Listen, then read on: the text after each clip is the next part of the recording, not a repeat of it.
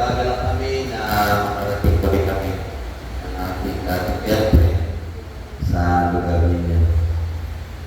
Okay? Tayo ay tumayo at basahin natin yung Romans chapter 12 verse 1. Romans chapter 12 verse 1. Okay? Meron ba tayo? Basahin mo na. Romans 12. English at saka Tagalog.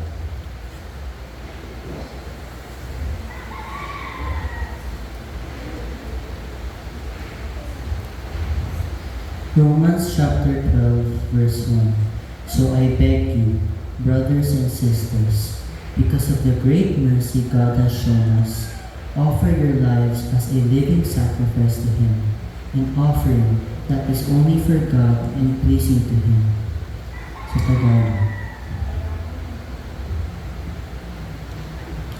Kaya mga kapatid, nakikiusap ako sa inyo, alang-alang sa maraming pagkakataon, kinawaan tayo ng Diyos, na inalay ninyo sa Kanya ang inyong mga sariling bilang mga handog ng buhay, banal at kalugod-lugod sa Kanya.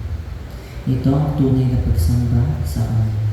Amen. Let's pray. Salamat Lord sa inyo pong napakagandang salita. Isa pong hamon, isa pong encouragement, and isa pong reminder sa aming lahat na narito upang kami po ay magpatuloy sa pagsamba sa inyo. Pagpalain niyo po ito, nawa kayo ang may taas sa aming kalagitnaan. In Jesus' name, Amen. Thank you. Thank you.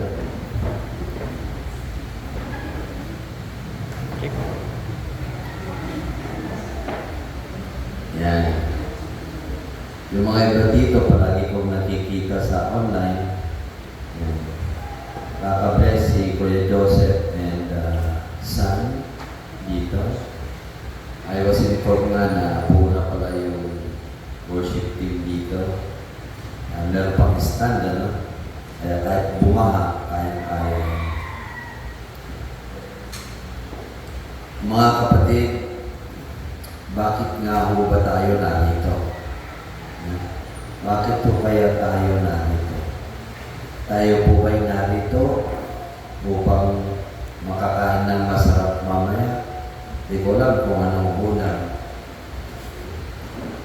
O kaya narito ba tayo para tumanggap ng pagpapala?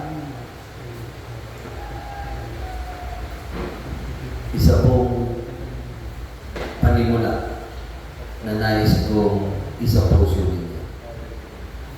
Kung kayo po ay narito para tumanggap ng pagpapala sa Diyos, hindi po yan yung una at dahilan bakit tayo narito. Ang una at pinaka-importanteng kadahilanan bakit tayo narito ngayon sa tahanan ng Diyos ay para sambahin at purihin siya. Inuulit ko po, sayang po ang oras ninyo kung tayo po ay naparito upang sabihin natin, Lord, i-bless mo nga ako.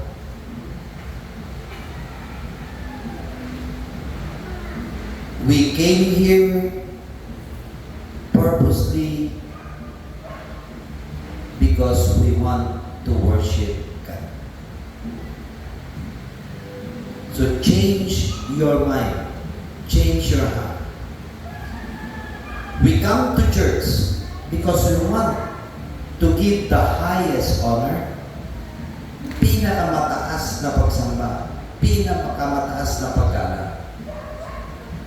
Hindi upang magsimba nga ako para pagpalain ako ng Diyos. Yung pangalawang dahilan na yun is just secondary. No? Pag-aaralan natin. Kaya nga, kung totoong naparito tayo upang sambahin at purihin natin ang Diyos, handa ba tayo? Handa ba yung ating sarili? At kung tayo'y narito at magpuri sa Panginoon, alugod-lugod ba tayo?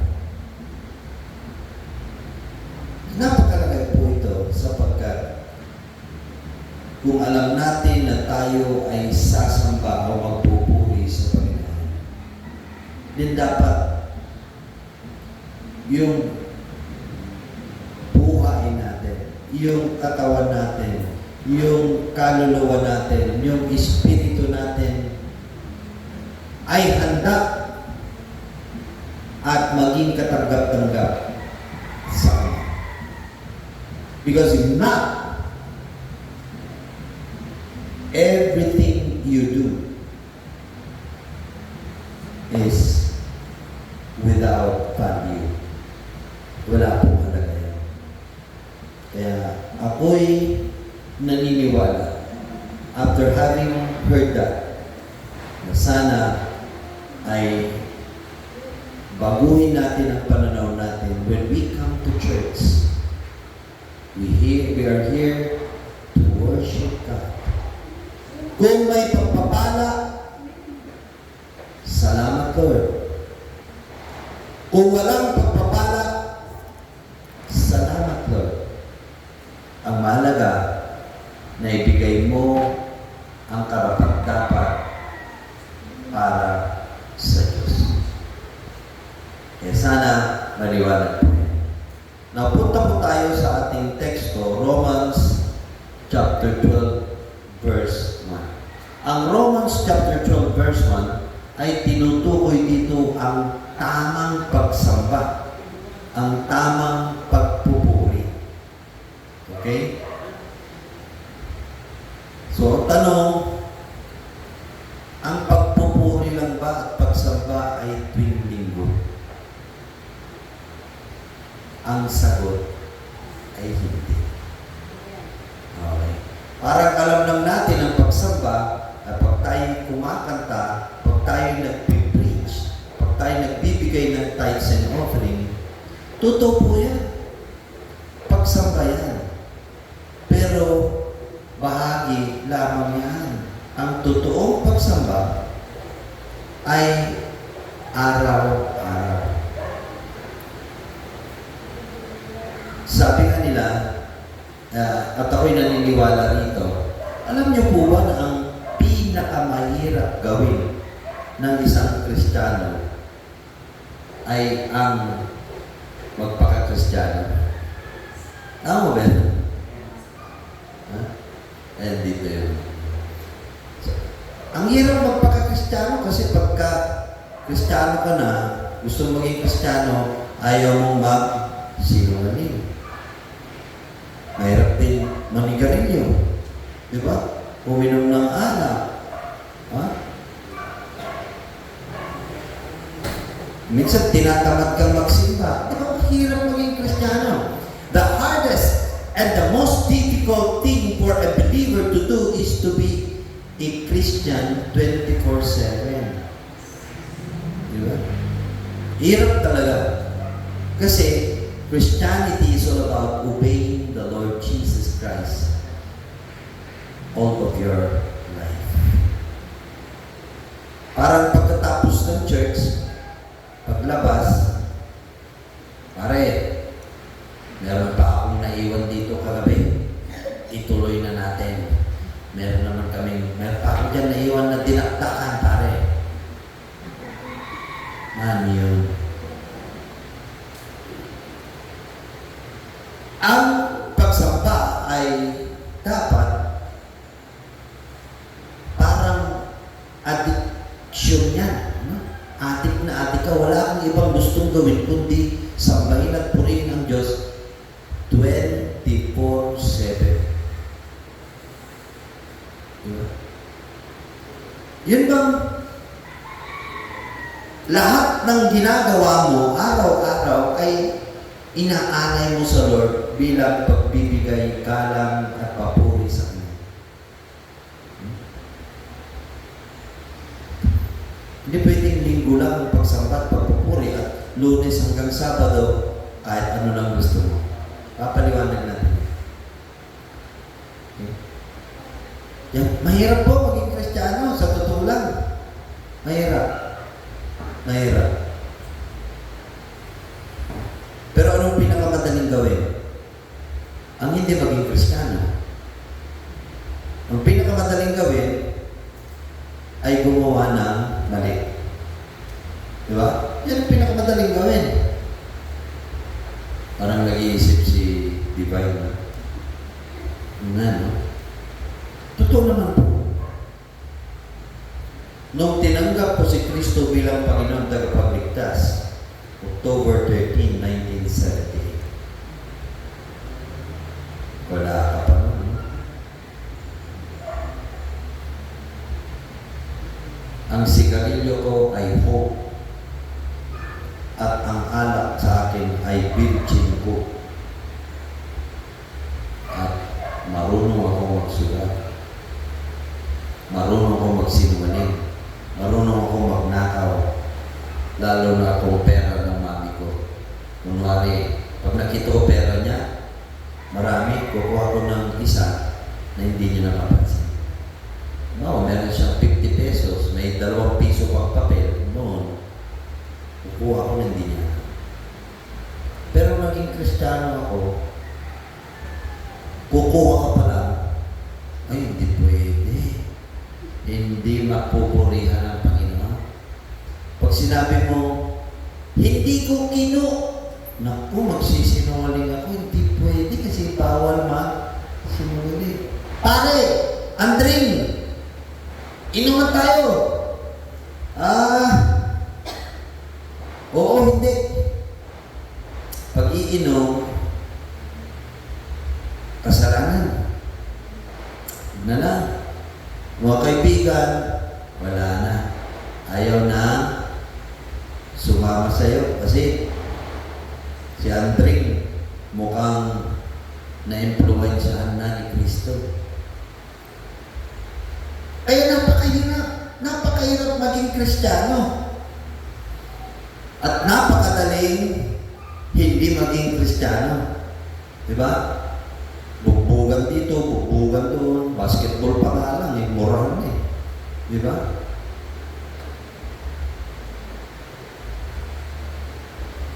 Meron ba kayo dito prayer meeting? Yeah. Pag prayer meeting, pahirapan yan. Di ba? Siguro, okay na kung may 20. Ba't pa ako makikipag prayer meeting, mas masarap sa mall. O mas masarap maglaro ng game sa cellphone. Di ba? Nulit ko po, it's not easy to be a Christian 24 hours.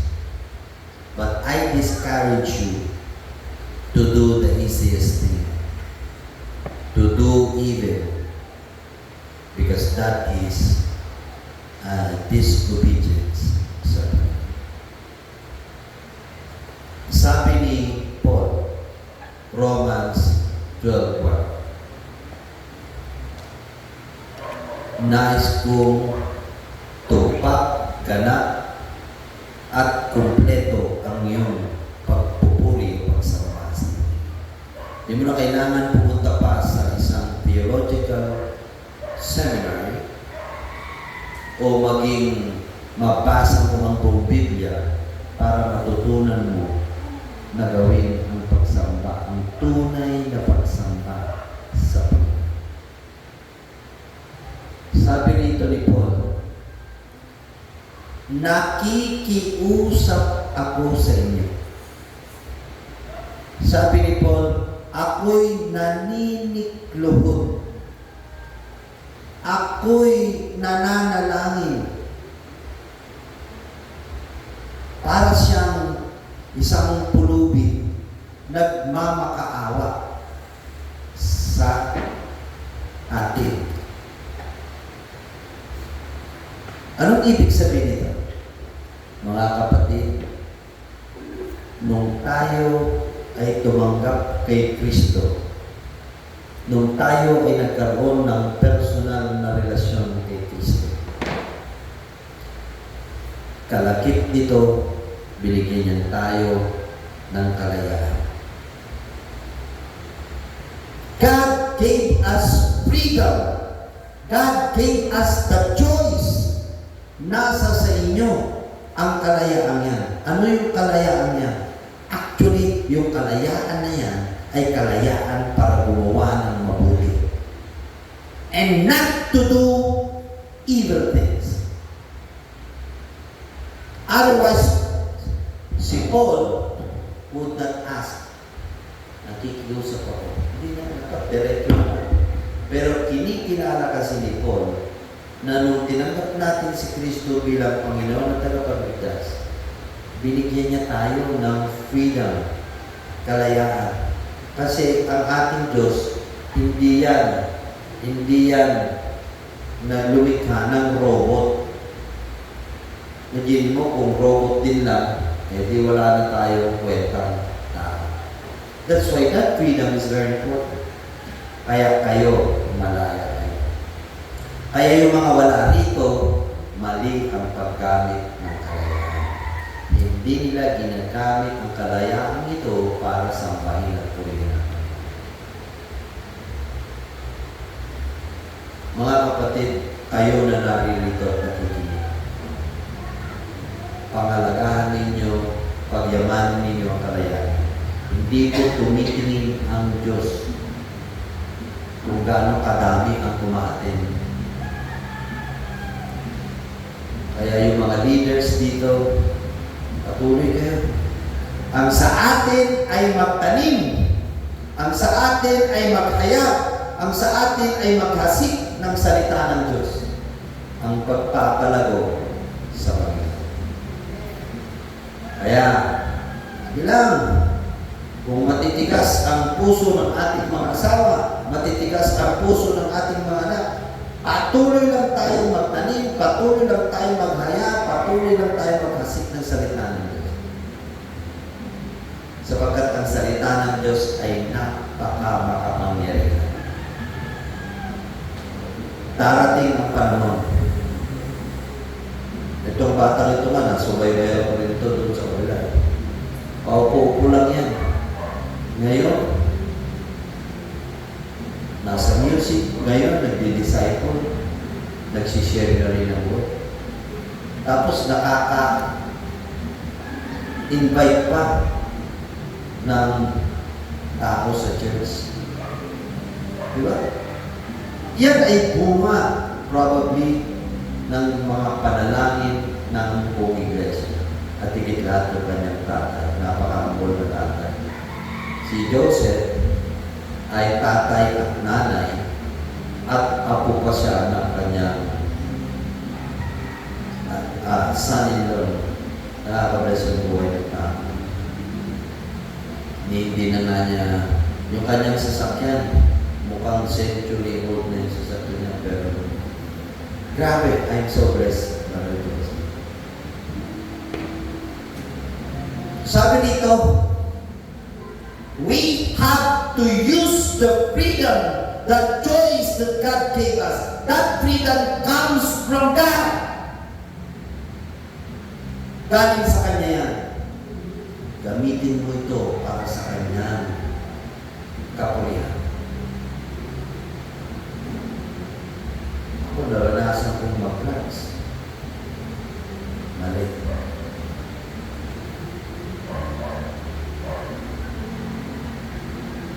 But the Lord is so loving na hindi niya ako pinabayaan na lang gawin.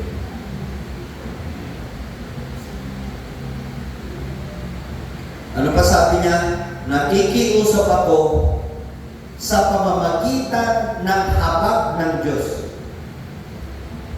I beseech you, brothers and sisters, by the mercies of God. So here we talk about one, yung freedom to worship the Lord. Pangalawa, bakit tayo mag-worship sa Lord? Bakit? Why do we have to worship God? Kaya sinabi ko kanina, hindi tayo naparito.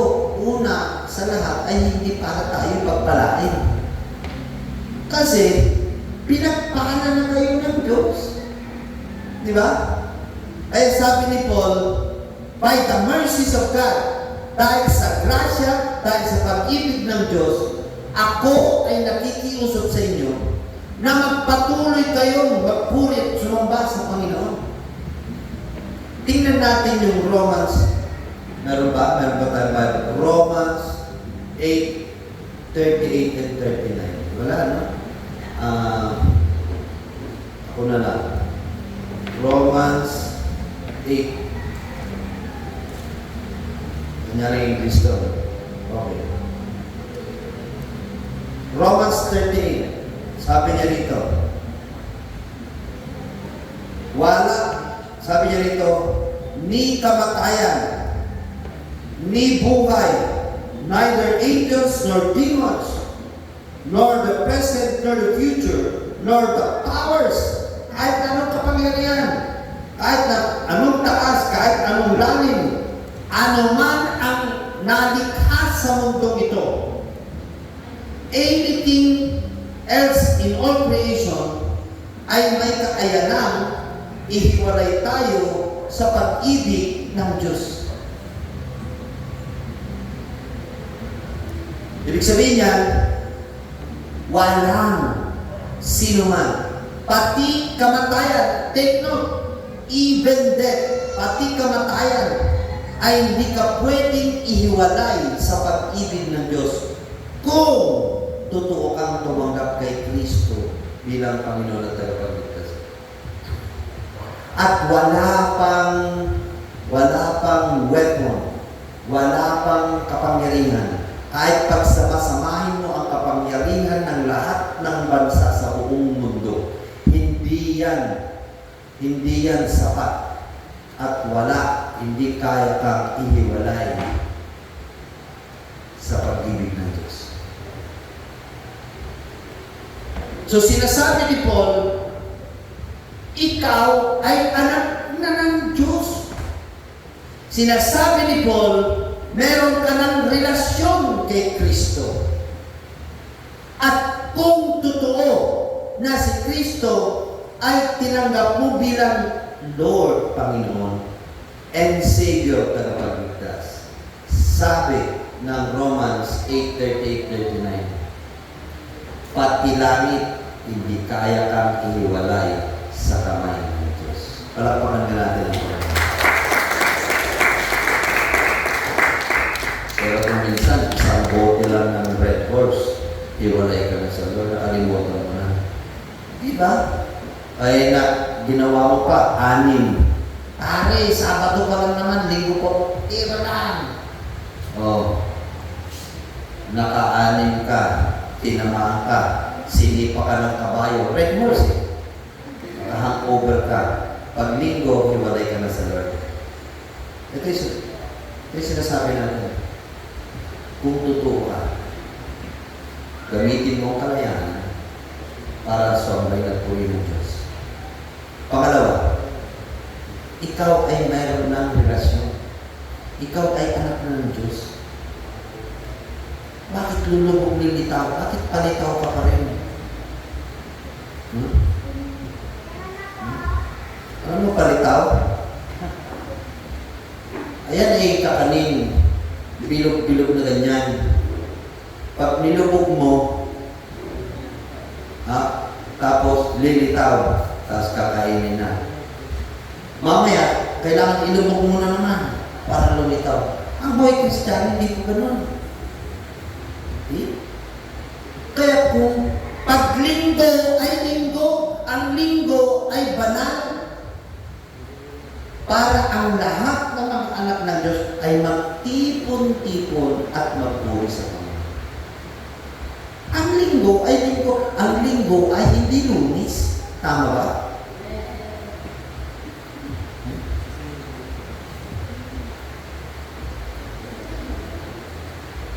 Kaya pag linggo, Huwag ka nang makipag-appointment. Huwag ka nang usap ka na. Pare, linggo, laro tayo basketball. Binuno mo yung basketball kaysa pagpupuri, ano? Saan ka? Pare, overtime tayo, linggo double pay.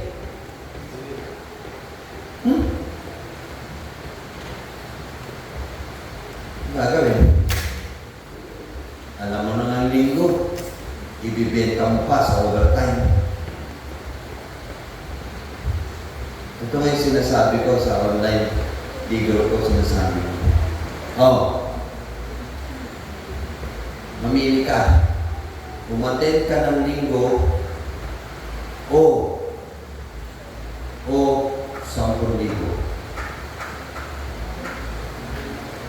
Umabsent ka lang ng linggo, meron ka 10,000. O umattend ka ng linggo, walang 10,000. Saan ka?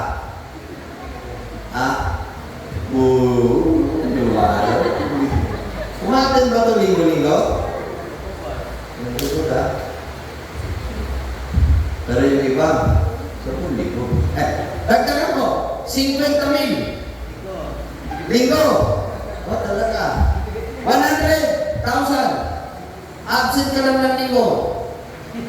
Hindi na makapagsalita. Hindi na makapagsalita. 100 na yun Di ba?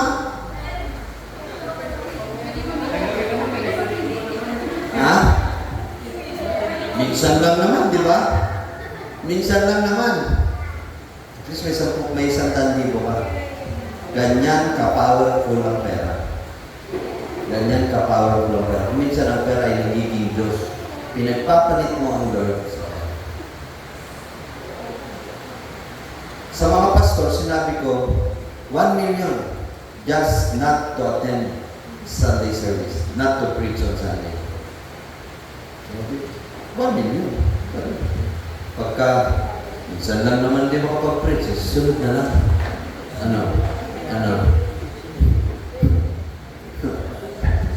Ano pipiliin mo? 100 o absent?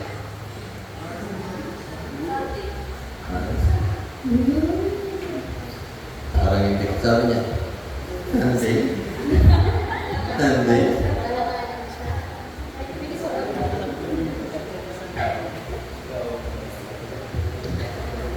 Sabi, 60% nagsabi, I'll take the money.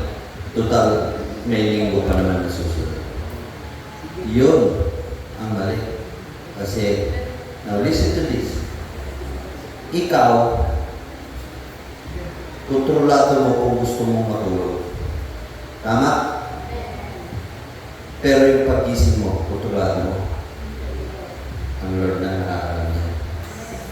Kung hawak-hawak mo yung 100,000, hindi ka na nagising.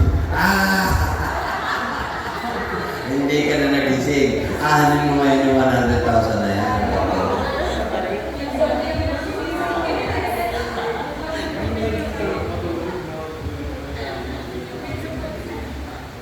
When you receive Jesus as your Lord and Savior, you are the richest person in this world.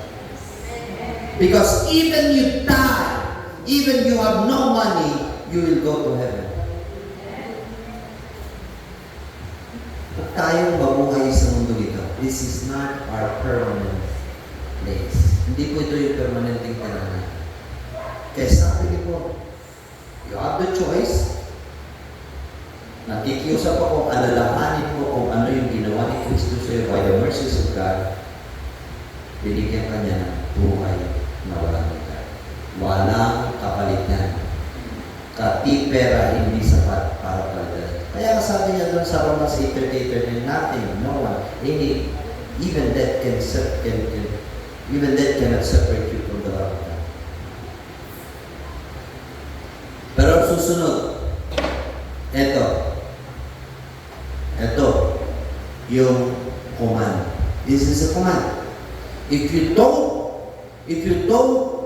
do this command, I tell you, walang silbi ang lahat ng pinagkagawa natin sa Bible study, meditation, praise and worship,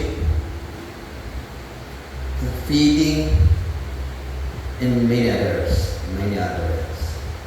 If, sabi kasi ni Paul, present your bodies. Present your bodies. Ibigay mo, isuko mo ang iyong katawan. Anong kinalaman sa pagpupuri? Anong kinalaman sa pagpupuri? Ang pagsuko ng katawan.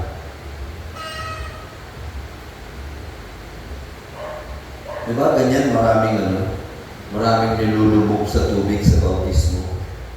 Pero yung kamay na may wallet hindi nilulubog.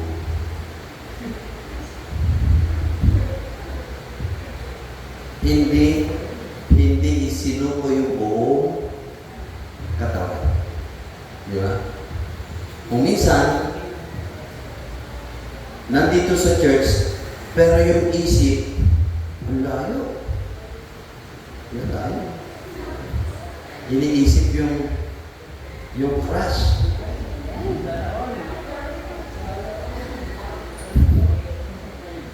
Kunwari, nakasuko yung katawan kuno sa Lord dito, pero yung isip at yung tiyan, hindi sinuko. Ano kaya gutom na ako, daming mga thunderstorm sa tiyan.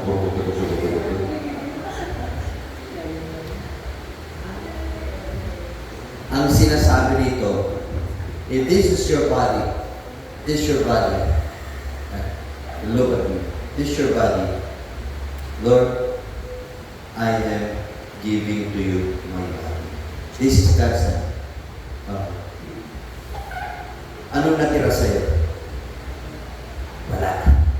In other words, if you have the freedom to worship God, and you remember what Jesus did on you, giving you eternal salvation, giving you eternal life, binigyan kayo ng buhay na walang hanggan. Para habang nasa mundo ka, okay, ligtas ka na, meron kang relasyon sa Panginoon, but you are in this world. Ang gusto ng Panginoon na pagsamba sa Kanya ay, unang gawin mo, isuko mo yung katawan mo sa Kanya. Buong buo.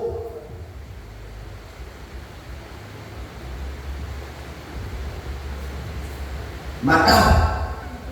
Hindi, kung saan ka nakatingin, andito ba yung crush ko. Ako ganyan nun eh. Lalo pag simbang gabi. Pag simbang gabi, alam ko yung girlfriend ko, yung crush ko nagsisimbang gabi. Nasaan na siya? Pag nagkatinginan,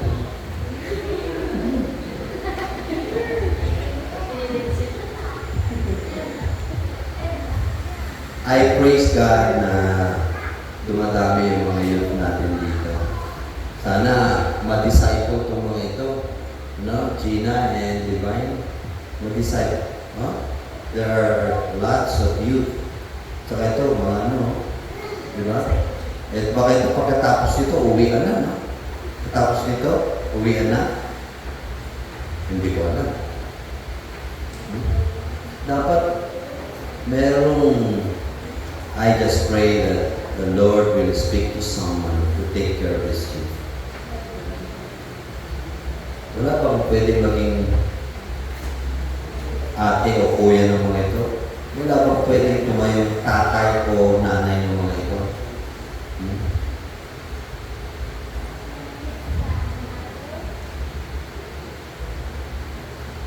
So when you surrender your body as the first step to worship God while in this world. Habang nandito tayo kasi hinihintay natin yung pagbabalik ni Kristo para dalhin niya tayo sa langit.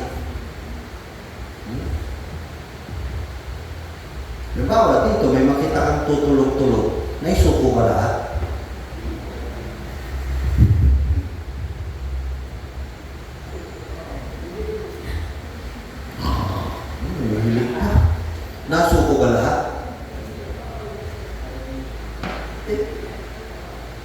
O kaya, nandito. Walang ginawa kundi, kumusta para bukas. Sabi, hindi nakikinig ba?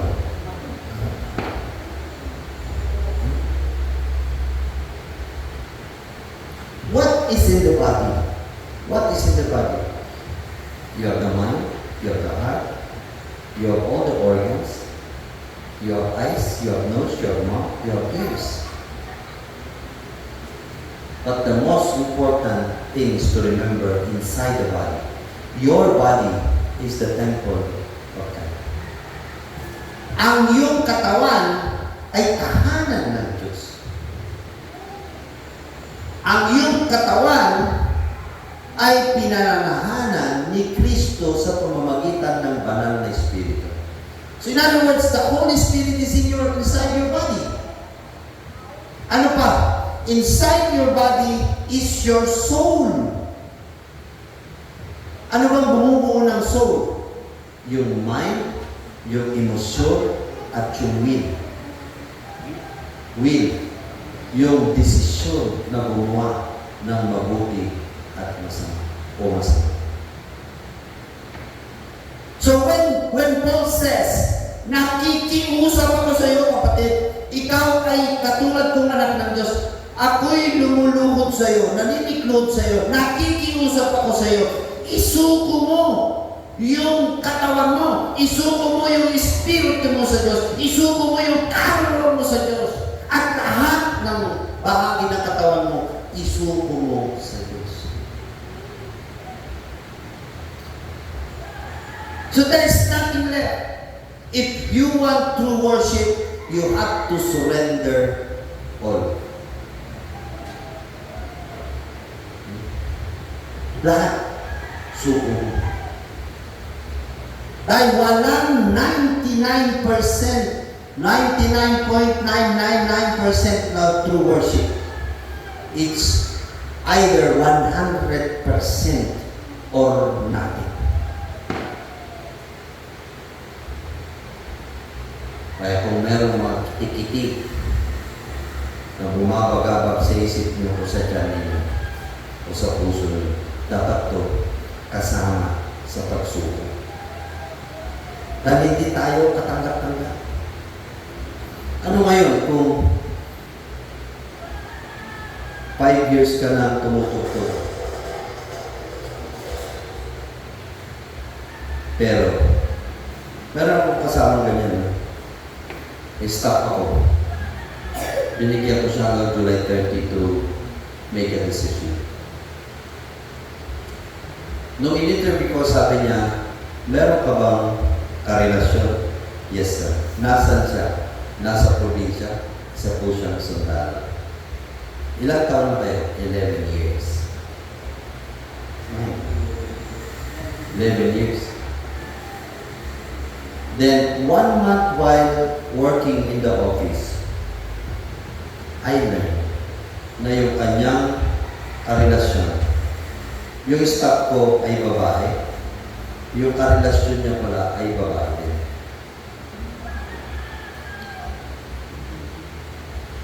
Tumanggap siya sa Panginoon,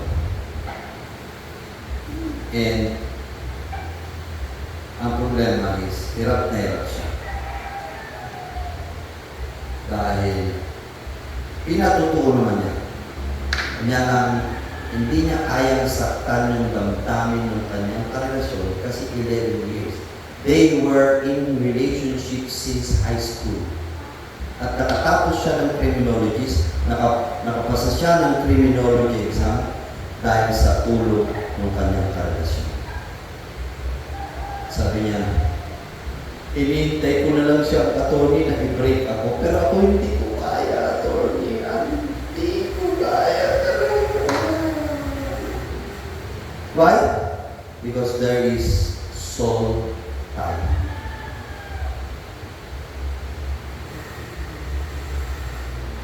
Ang tanong ko, how can you worship the Lord if you are into a wrong relationship? Sabi ko sa kanya, why wait for the other para mawala yung relasyon niyo. Ikaw ang umakbang. Ikaw ang umakbang.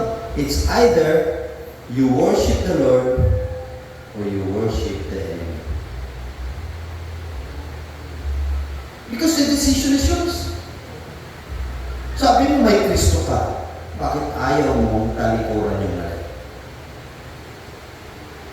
So kahit na 10 taong ka pa rito, o 10 taong kang nag-preach, kung may mali, hindi worship.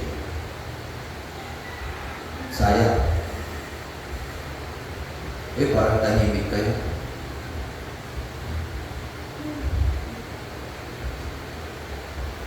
So, a surrender of your body includes the surrender of your spirit and soul.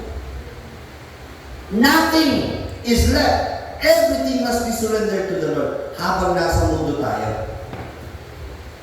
Why is there a need for total surrender? Bakit kailangan? Sapagkat itong katawang ito ay hindi na sa iyo. Tama ba? Kanino? Kanino yung katawan mo? Sa Lord. Kasi binayaran niya na yan. Di ba? Anong pinabayad niya? Kuya Joseph? Dugo. Buhay ni Kristo ang pinabayad niya sa katawan niya. Ganon kahalaga ang katawan niya. It takes the life of a Savior para tubusin niya ang katawan niya, para tubusin niya ang espiritu niya at ang kaluluwa niya.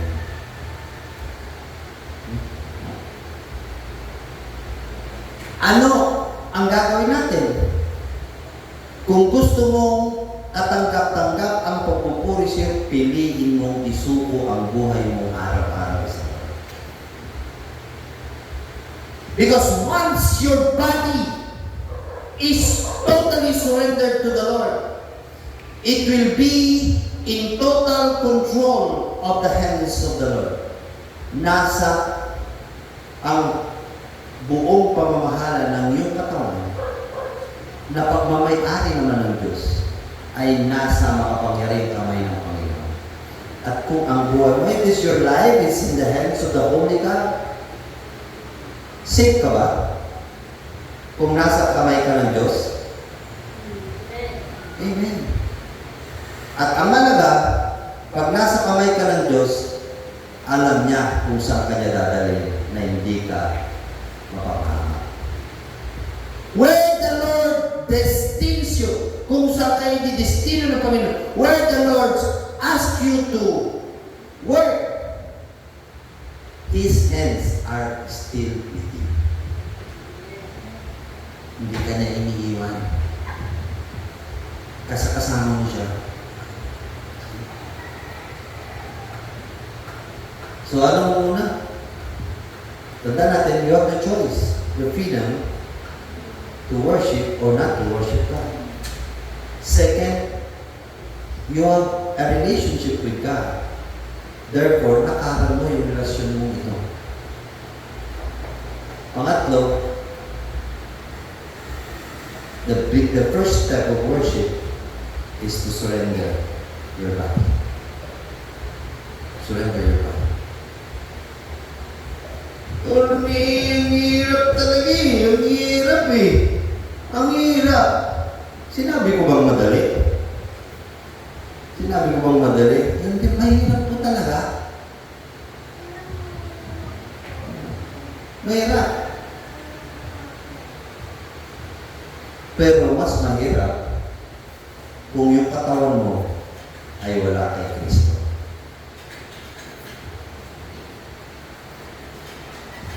So saan ka? Kay Kristo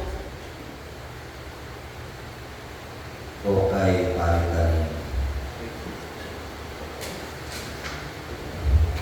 Kapatid, total surrender is required. Kailangan ko natin. Kaya sabi ko kanina, ang pagiging Kristiyano sa mundo ito, sa lupang ito, napakahirap. Kanya lang, ang maganda dyan, kasama mo palagi si Kristo hanggang sa langit. Sa langit, wala nang hirap. Di ba? Kasi gusto ng iba, masaya na kaagad sa lupa. Pero pag nadeto, impyerno. Choose you this day whom to worship. Aminin po kayo ngayon. Gamitin yung choice niyo. So you would say, Lord, simula ngayon, I will use this freedom, this choice to worship you. Lord, simula ngayon, alalahanin ko yung relasyon natin. Salamat dahil yung buhay mo, ang binigay mo para magkaroon ng relasyon sa'yo. But Lord, this moment, I will surrender my body to you. And I will do it every day. Because worship is a lifestyle. Now, next point. Sabi ni Paul, surrender your body as what? Paano mo isusuko o ipipresenta? Tandaan ninyo, look at me and listen to this. It is my body. Sabihin natin, andito ang Lord.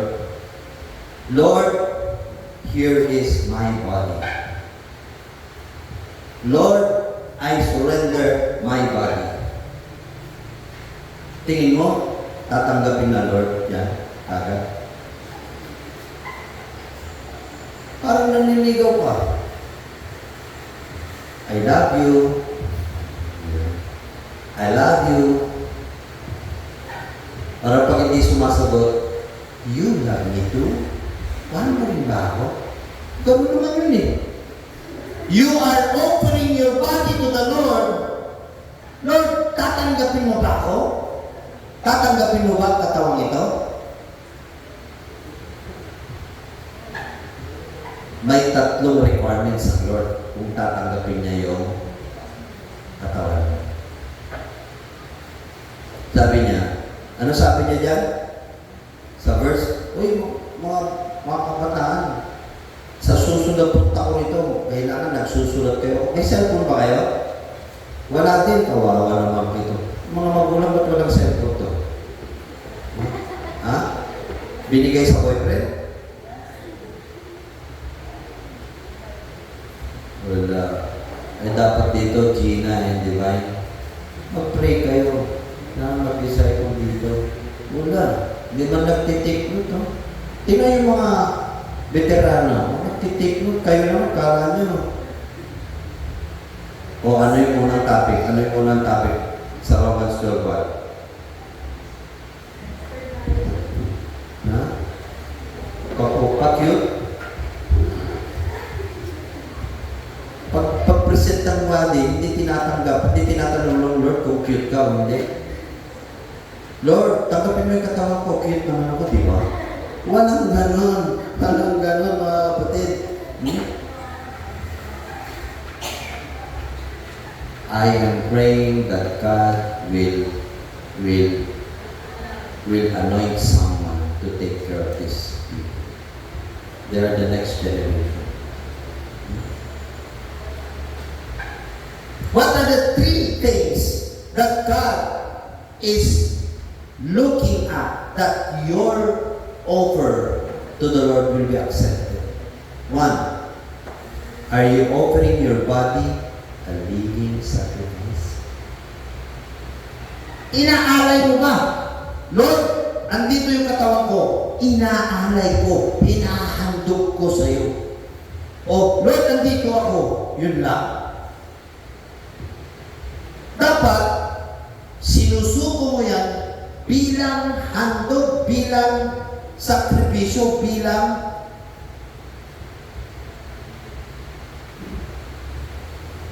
bigay mo sa Panginoon. Ano sabi niya? Present your body what? Living sacrifice.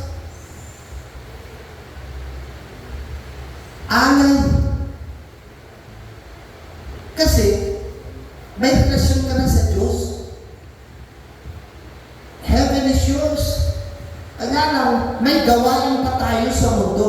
And for you to be able to do the job that God gave you, you need to surrender your body as living sacrifice.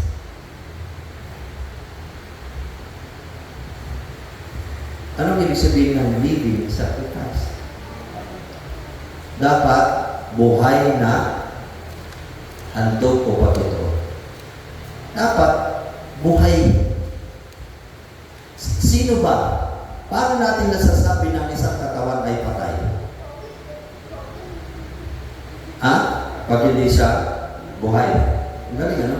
Ang katawan ay patay pag hindi siya buhay. Hindi ka lawat, talino.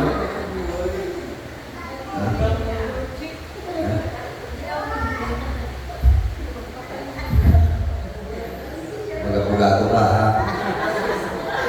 Ang katawang buhay ay hindi patay. Ang galing ka, ha?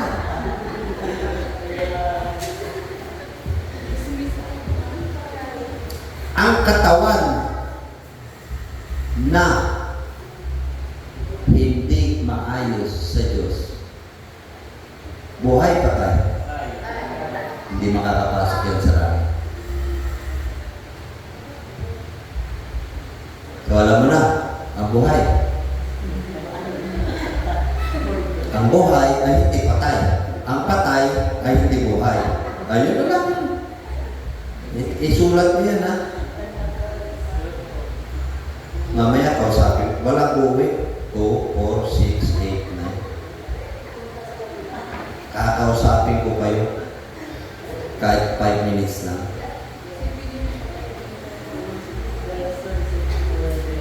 O kaya 5 minutes hanggang 4. 4 na oras tayo. Now, I will talk to you seriously for 5 minutes. You gather them. Living sacrifice. Buhay na handog. Buhay na aral sa Panginoon. Ibig sabihin, you should be the source of God's life. You must be the source of God's glory to other people. Because you cannot offer your body if it cannot be the source of God's light and glory. Kasi kung yan ay puno ng kasalanan, palagay mo makikita yung liwanag at kaluwalhatian ng Diyos. Much more you cannot worship God. Much more you cannot praise the Lord if your body is not alive. Kaya napakalaga before you start anything else, Lord, sorry. Forgive me, Lord. I'll not do it again. Mahalaga yun, ha? Yung, I will not do it again. Hindi, Lord, ngayong araw na to, itong oras na ito, pakabanalin mo ako, Lord. Pero after this, Lord, hindi na ako banal. Tama ba yun? Parang, Lord, sa church, kalmado lang ako. Pero Lord, pagkatapos ng church, aapoy na naman ako sa bahay. Yung mga bunga yan, na kahit walang sigarilyo, ay lumalabas ng puso sa tindi pag nagsalita. Kaya noon, ilan na lang lalaki rito? 1, 2, 3, 4, 5, 6. 6 na adult, no? Siguro takot sa, yung iba takot sa asawa. O kaya naman talagang kailangan pa silang empower. Diba? Pero mga kapatid, huwag nyo nang hintayin na may sakuna o trahedya dumating para bumalik kayo sa Panginoon. Huwag hintayin mo pa. Present your body a living sacrifice. When you ask forgiveness, you ask the Lord to purify your life. That's it. Start your life as a living sacrifice. Eh, bago tayo magsalita, bago tayo gumawa, bago tayo gumapang, Lord, Holy Spirit. Tama ba? Kaya ako nung manginginom ako, no? Ayaw ko sa mga kapwa ko manginom. Bago tayo mag-toast, mananangin muna tayo. Lord, salamat po sa alak na ito. Kasi sa alak na ito, masisira po ang katawan namin.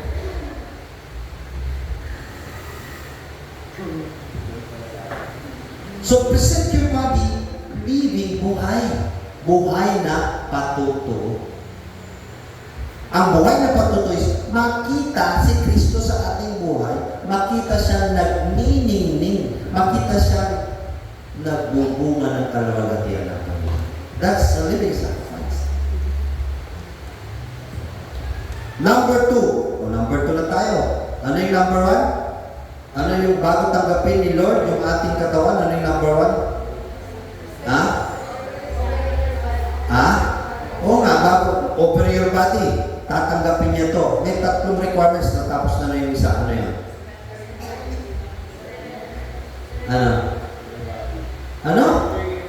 Ano? Living sacrifice. Yun ang wala.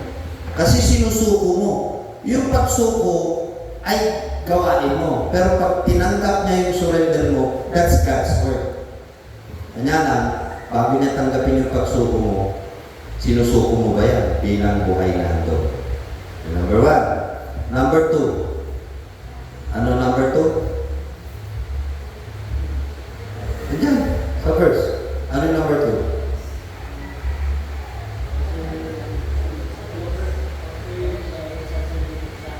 One, and number 2? Ano yung number 2? That's number 3.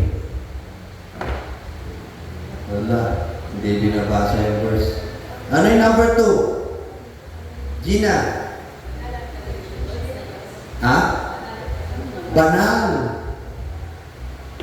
Living sacrifice, tatloy na natin. Offer your body as living sacrifice. 1, 2, holy, and 3, acceptable or pleasing. O, galing na naman. Dapat, if you are in front of God and saying, Lord, I am surrendering my body to you, this I offer to you as a living testimony. Buhay ko ito. Na kitang-kita ka sa akin, hindi ako. Pangalawa, I'm offering it to you not only a living sacrifice, but holy. Holy Lord, i-offer ko ito sa iyo dahil gusto ko ihiwalay mo ako sa mundong ito at dadalhin mo ako sa mundong ito para gawin lamang kung ano ang banal. Wala nang iba. So when you say, I offer my body, Lord, holy, sabihin, yung Holy Spirit, kung ano lamang ang pinagagawa ng Holy Spirit, yun ang gagawin mo. Parang sinasabi mo, Lord, I offer my body to you as a living sacrifice, and this body that I offer to you, ang gagawin niya lamang ay yung pinagagawa ng Holy Spirit mo. Hindi yung sarili kong Espiritu. O yung Espiritu ng sino mang tao. But your Holy Spirit. Because holiness comes in when the Holy Spirit takes its leadership in your life. Dapat maintindihan natin na nasa atin ang banal na Espiritu.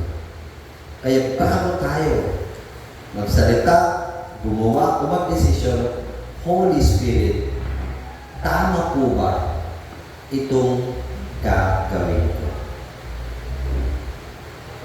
Pag nasagot mo yan, may dalawa ka na. Lord, narito ang aking buhay na alay, andong katawan ko. Pangalawa, andito ito para gamitin mo sa kapanalan mo, Holy. 3. Ano yung pangatlo?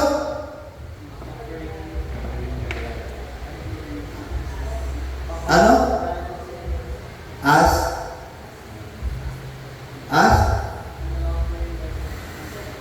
Pleasing body. Acceptable sa iba. Offer your body pleasing to the Lord. Pleasing. Nakakalugod sa Lord. Gagamitin mo ba yung ino-offer mo ba yung katawan mo kay Kristo para mapaisaya siya?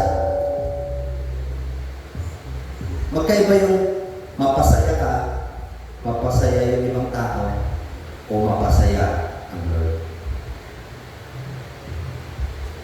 Kaya ko kayo example na hindi ka masaya pero masaya ang Lord. Di ba?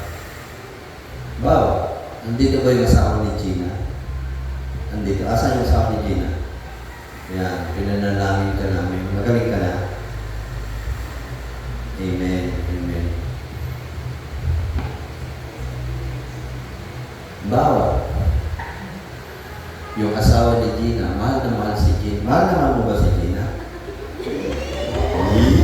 Grabe naman na.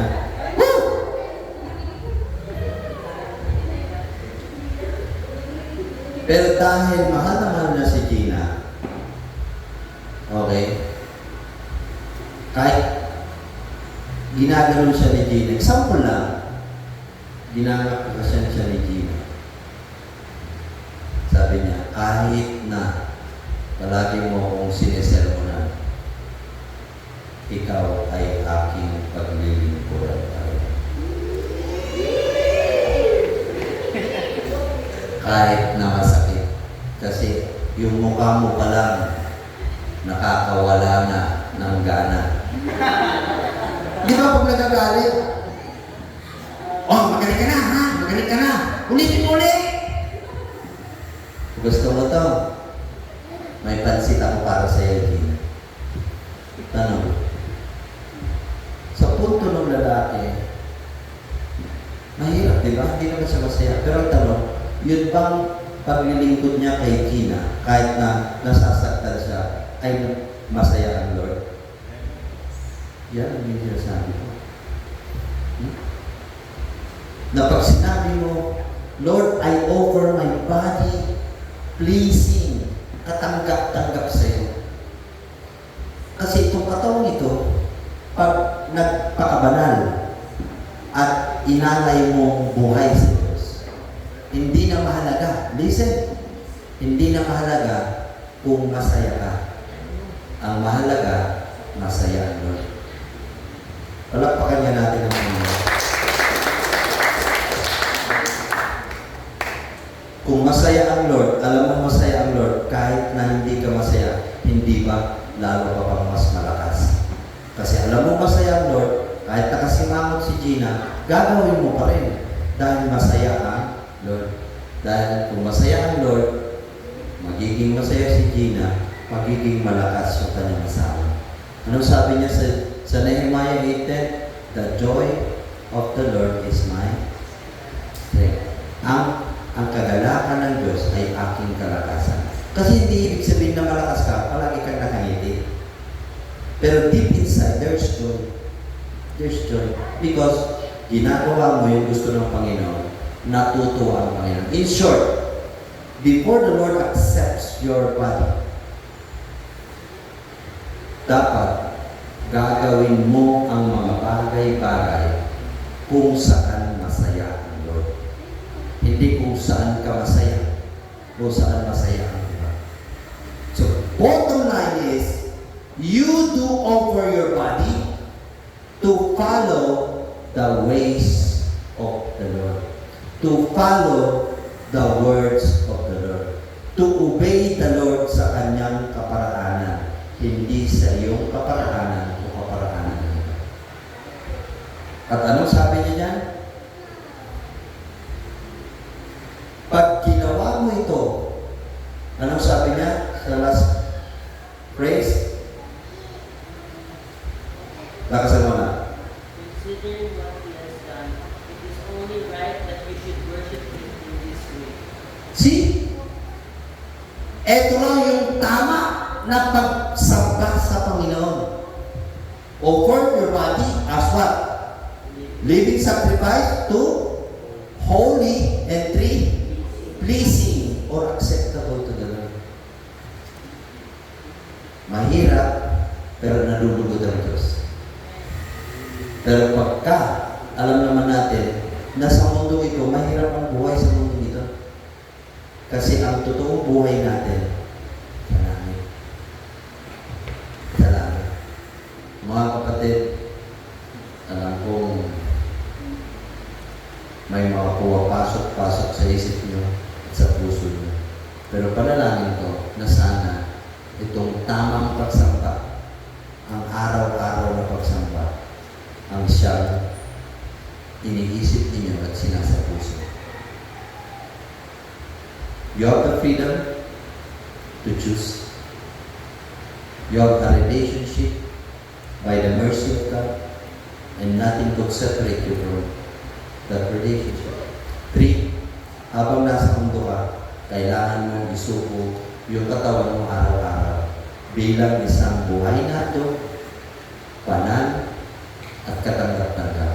Ito ay tama at ito ang perpekto pagpupuri sa akin. Tawagin ko si Sister Jazz. Chinese siya ngayon. Sister Jazz.